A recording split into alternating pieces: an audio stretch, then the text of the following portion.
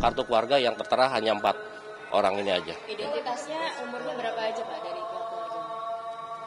Untuk mayat ya yang ditemukan ini dalam satu nama ada di kartu keluarga bahwa identitas atas nama RG itu usia 71 tahun dan RM usia 68 tahun dan DF ini adalah anaknya yang perempuan berusia 42 tahun dan BG ya usia 68 tahun ini merupakan ipar dari orang tua dari bapaknya itu. Kalau dari handphone yang disita ada komunikasi mencurigakan? Itu masih kita dalami, masih kita sedang buka terkait dengan percakapan dan isinya ya. Pak, ada barang-barang yang hilang nggak sih sendiri? Sebenarnya tidak.